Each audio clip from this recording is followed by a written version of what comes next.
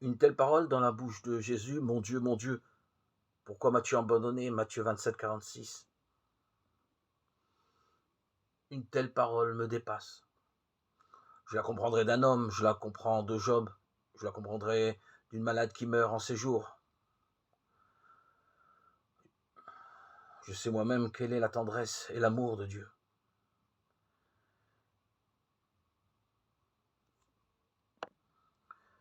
D'un homme, d'une femme qui sait que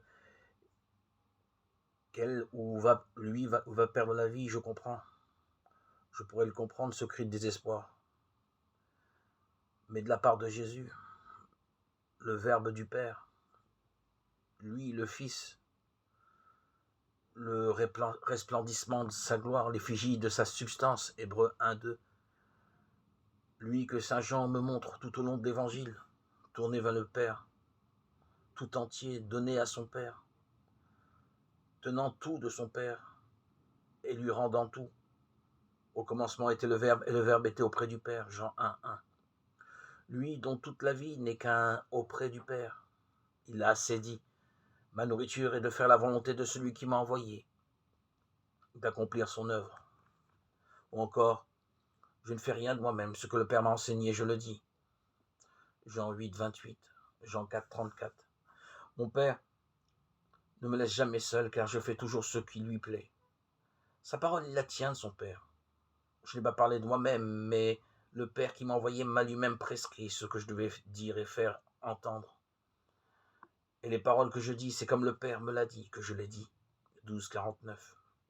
Son amour même n'est qu'une référence à son Père.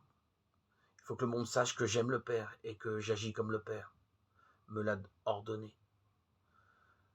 Levez-vous, partons d'ici. Jean 14:31. Comme j'ai gardé les commandements de mon Père, je demeure en son amour. 15:10. Toute la signification de la parole de Jésus est de nous révéler le mystère qu'il porte en lui tout entier, happé par son Père et tout entier reflet, glorification de son Père. Père, l'heure est venue, glorifie ton Fils. Jean 17:1. Si l'on contemple le Christ en lui-même, on aperçoit en lui, vis-à-vis de son Père, une dépendance, un anéantissement dont rien ici-bas ne peut donner l'idée, ni sa doctrine n'est de lui, ni ses œuvres, ni sa vie. Le Père lui montre ce qu'il doit dire et faire, et les yeux fixés sur cette règle souveraine et très aimée, il parle, il agit et meurt. Cette dépendance naturelle s'accompagne chez le Fils de Dieu d'une infinie complaisance. De même que le Père s'épanche en lui avec un amour indicible, de même le Fils prend son bonheur à recevoir et à dépendre. Alors les paroles de Jésus ne sont-elles que des mots? Toutes ces belles phrases sur le Père vont-elles se flétrir au moment de son heure? Mon Dieu, pourquoi m'as-tu abandonné? Ne va-t-il pas effacer tout le reste? Nous sommes là véritablement devant un puits sans fond de désespoir où l'on peut tomber durant des millénaires. Je sais bien qu'après, à la fin, Jésus dira, Père, je remets mon esprit entre tes mains, psaume 31:6.